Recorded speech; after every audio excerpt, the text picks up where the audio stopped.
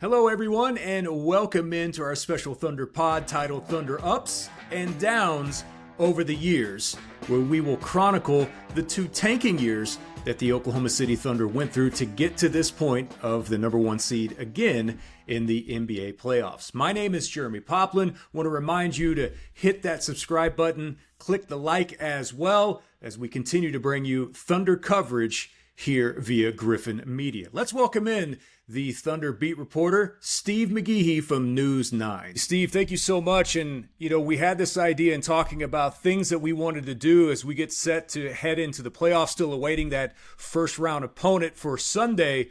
But we wanted to discuss the down years for Oklahoma City Thunder basketball. Now, fortunately enough for the fan base, even though it got a little loud there for a few years, they did not have to suffer very long through the tanking portion of the rebuild of this process. But you were there along the entire way through. Does it still amaze you that we're at this point right now, the number one seed 2 years in a row, based off of what you witnessed just a few short years ago? To be honest, not too much. Not too much, because of what this whole thing started when they traded Paul George and Russell Westbrook. This is when the rebuild started. They weren't tanking yet. They wanted to see what it looked like, and the season finished up in Orlando. But, with what they got back in the Paul George trade, which ends up giving them Dub, Jalen Williams, and SGA, they're still on the team. That's pretty good right there. And they got Chris Paul in return in that. So they had Chris Paul and Shea in year two. And Lou Dort, a surprising rookie that wasn't even drafted. It was fun to watch them, and they were so close to beating the Rockets in the bubble. They almost made it to the semifinals. And you had a feeling that Billy Donovan wasn't going to, he doesn't want to take a tank job. Mark Daigneault, I'll do it. And, watching him that first year, about 40 games, there was belief. I remember he's just a stepping stone coach. They'll get somebody with more experience in there, replace him when they're ready to go. And I'm like, I'm not too sure about that. I think this guy, he wanted to be a head coach. He was the head coach of the Thunder summer league several summers ago, and he had said, "This is not my ultimate goal. My ultimate goal is to be a head coach." And he was right. A few years later, he got that job. But watching him that first year, about 40 games in, you realize this guy's pretty good. And at that first year when they're trying to tank, I think they were 19-24. They had just won back-to-back. I had to look this up, and I started laughing. They played a Sunday afternoon game in Houston. Houston, I think, had lost 19 games in a row. And John Wall took a crazy shot at the buzzer, and the Thunder win that game. And I remember hopping on a plane that night, getting up to Minnesota, where they were playing the next night. And I got to the hotel. This is getting off beat a little bit, but it's just fun travel thinking about this. I got there in time to watch Cade Cunningham play in the NCAA tournament when they were playing in Indy. All that. So, and then they won the next night in Minnesota. And then after that, they were 19-24 after that win against Minnesota up there. And you're like, that's not a tanking record. So the next game against Memphis, Shea's out with plantar fasciitis, and he ends up missing the rest of the year. And after that win at Minnesota, they were 3-27. That's a tank job, and that's what they were kind of looking for. But in those 3 wins, somehow Mark goes back to his home area and beats the Celtics. So that was a pretty cool win. That was a pretty cool win. Yeah. And their win of the season was home against the Clippers when they were supposed to win, and Pokusevski has 29 points in the game, and they end up having a coin flip with Cleveland. They win it, but then Cleveland jumps them in the lottery. Cleveland gets Mobley, and the Thunder drop down to 6. And I think it was Josh Giddey. I think Kuminga was 7th. So that first year was interesting to watch. It was just tough to see them lose because you weren't used to them watching them lose, except for their first season here when they started with PJ Carlesimo. That didn't last long, and they brought in Scott Brooks. And after that, you could see them slowly rise up. So it was tough to watch the Thunder lose this way, but you understood. There were still fans out there that were like, why did they trade Chris Paul? Why did they trade Steven Adams? Why this, why that? I'm like, they're hitting the reset button. They're trying to build through the draft. and they were very successful in doing that. And so, but it was really hard for them to tank, I think, both years because Mark was such a good coach and he got the most out of his players. I mean, Moses Brown, he was incredible for them. He was a rebound. It'd be 5 minutes into a game and he would have 8 rebounds already. I mean, he was a rebound machine. So he got the best out of his players. And I think that made some players, like Ty Jerome now is playing great for the Cleveland Cavaliers. And without that chance to play in Oklahoma City, I don't know if he's going to be at where he's at right now. But it was tough for them to tank. And like I said, it didn't surprise me at all. It was only 2 tanking seasons. Couple of things. You brought up Moses Brown. Here's a lineup that the Thunder actually trotted out there. It was Moses Brown, Josh Hall, Jalen Horde, Poku, and Charlie Brown Jr. Do you remember that lineup? Because Brown had finished up his second 10-day at that time, and they announced they had signed him to a multi-year deal the day before that game. Yeah, you needed a program to okay, where's this guy and who's this? It's been better the second year. The last year they really were really trying to put their best foot forward. They finished up with the Lakers and the Clippers in back-to-back games at Staples Center. And I'm going to say it's wrong now, but Georgios Kalasakis played 48 minutes for the Thunder in the loss to the Clippers. I think it was 133-88. And that's how you tank. Then we played six guys. Then we played 6 guys, and that helped them out because they went up to number 2 and were able to get Chet Holmgren. And then you can see, okay, now we're going. They got Chet, and then they made the trade with the Knicks and got Oos at 11. And then the Paul George trade, Clippers, you get their 12th pick, and you get Jalen Williams. So we're off and running. I want to stick with that first year out of the bubble, the first real tank year, because you brought up something I think that is interesting, and that is, you were looking at a team until SGA got hurt that was very competitive. At one point in time, I'd looked this up as well. They were 2/3 of the way through the season at one point, and they were one of 7 teams who hadn't lost more than 3 games in a row. And then the SGA injury happens, and then they finish out the rest of the year they have. But they almost went through an entire process because of injury that almost had to learn how to tank, if that's even a thing to say. You were hoping for this was the best case scenario, and it's been heard before. But play well, but in the last 5 minutes, find a way to not find a way to not in the game. And that last game against the Clippers, where Poku had 29 points, they did not learn. And then the next year, they only played 6 guys against the Lakers and Clippers, and they figured it out. But it's tough to you're trained to win. As a competitor. In kindergarten, I'm moving on up. You're trying to win the game, and so all those guys were trying to win. They're trying to make a point with the Thunder or a scout from another team to watch them to get on with another team on down the road.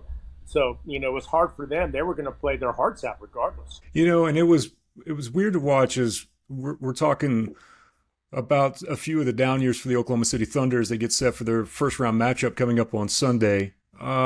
It was weird to think about the identity of the team when they got to Oklahoma City and playing through and going to the finals and being really good, and then changing that identity, right?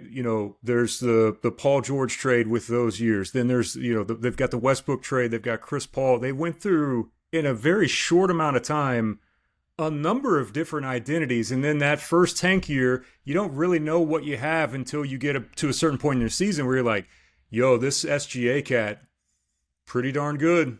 Yeah. Now, you don't know that he's going to turn into this that we have today, potential MVP, but you had a feeling.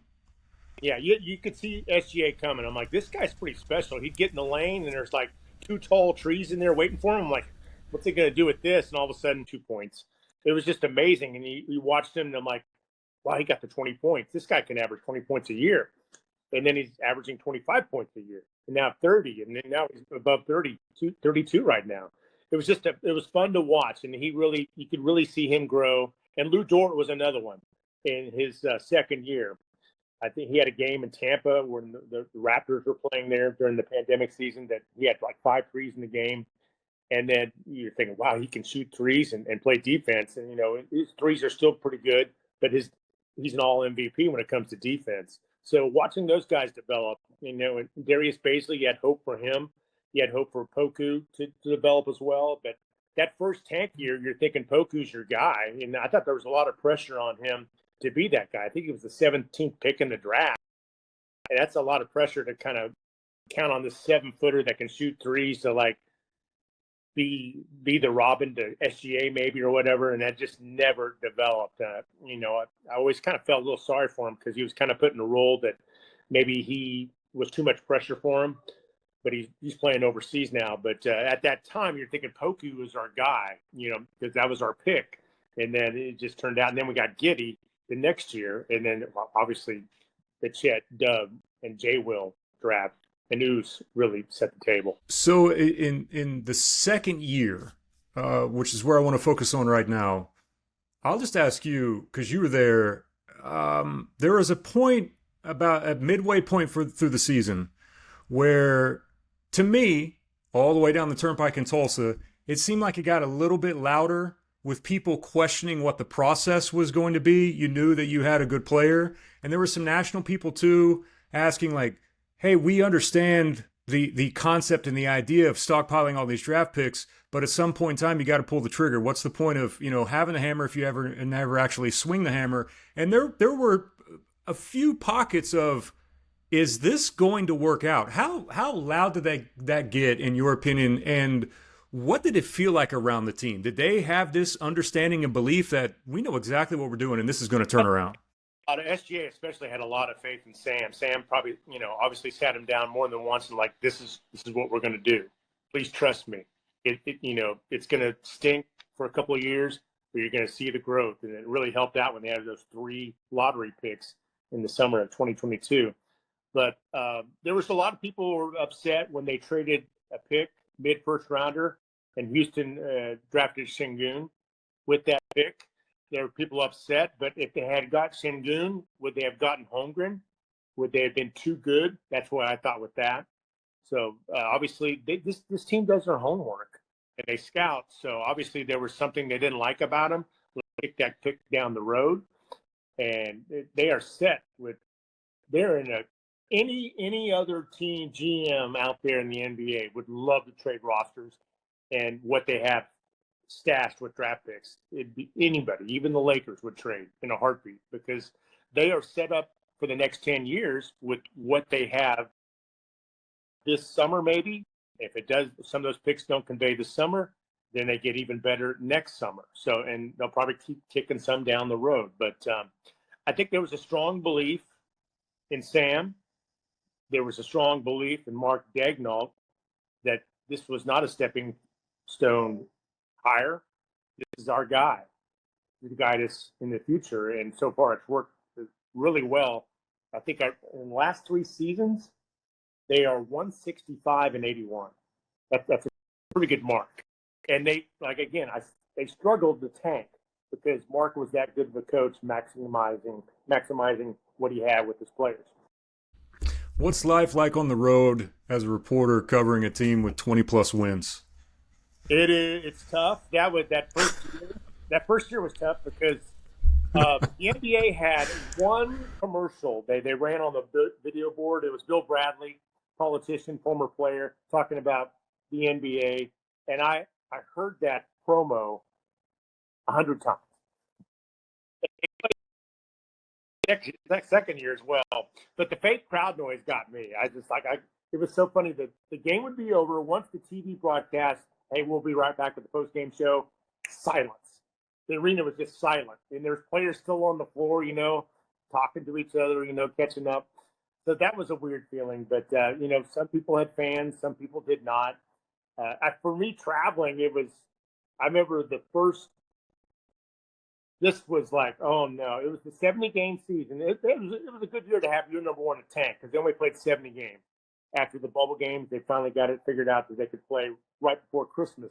That first game is December 23rd in Houston. I'm 3 blocks away from the arena, and I see a tweet from Woj at ESPN saying the game has been canceled due to COVID. I'm like, is this the way this season is going to go? Is this going to be it? It was a home game with Philadelphia, I think, that we didn't get to play. due to that. So I think the Thunder got fortunate in a way. They didn't have fans in the stands that first tanking season, and it was a shortened season as well. I don't think I could have handled 82 games of Georgios or or those guys. It was tough to watch, but you got used to it, and I understood what they were doing, and they didn't invent it. This was been done way before they did it.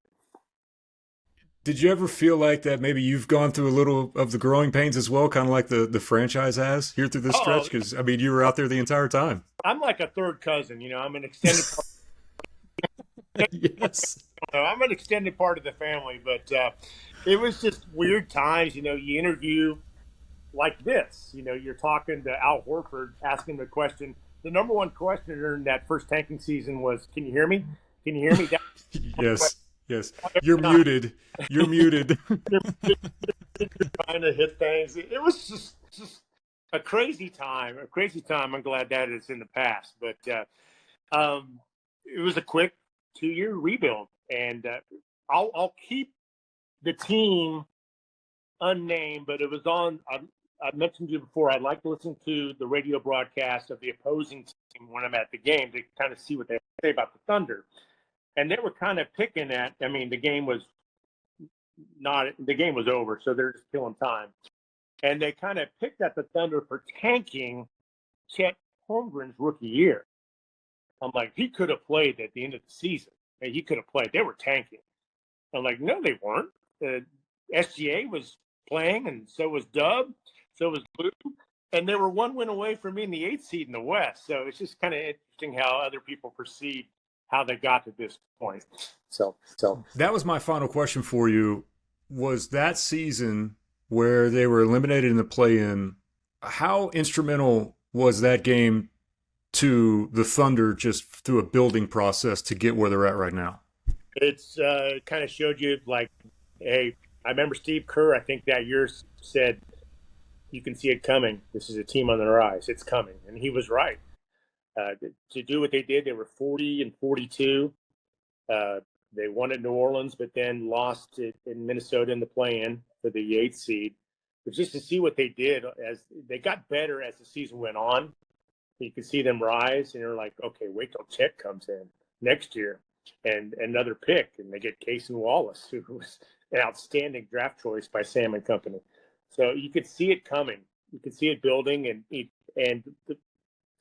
they don't get it done this year, they're going to be right there next year. Probably they got it. With all their future draft picks, they have a chance to have a special run. It's just a matter of, just like everyone else, just trying to stay healthy at the right time.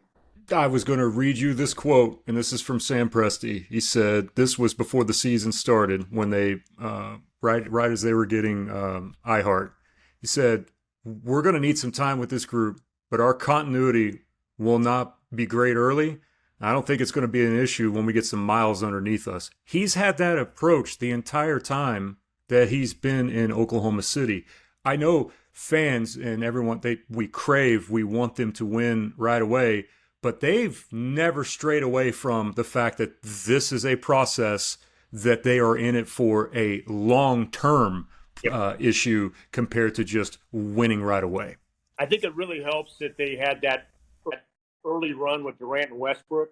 I think the problem they had with that team is they didn't have a high draft pick. They were picking like 20 and 22. They did have Aldridge. I think that was a inside lottery pick, and Cameron Payne, who he dealt with injuries. But that Perry from Baylor, Perry Jones.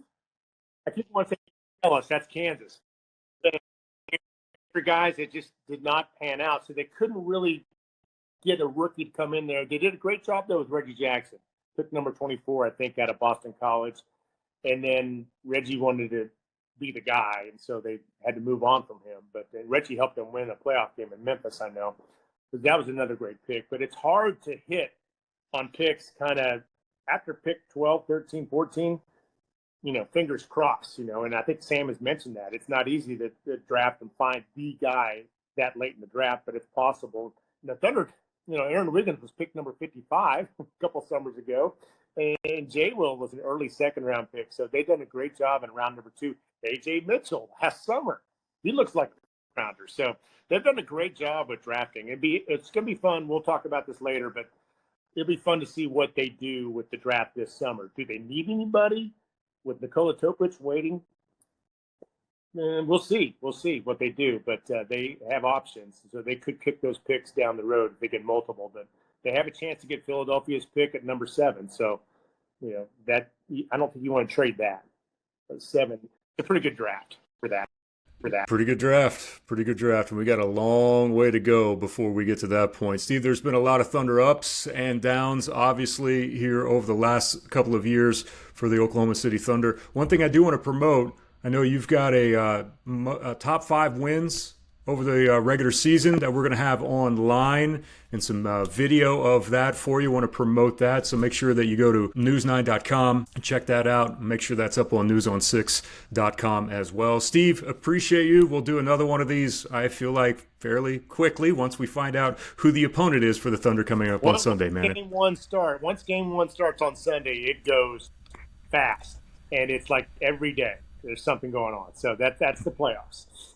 This is an overused phrase, but let's go. I am ready to get this journey started here with the Oklahoma City Thunder. Thank you for tuning in, and we'll see you soon.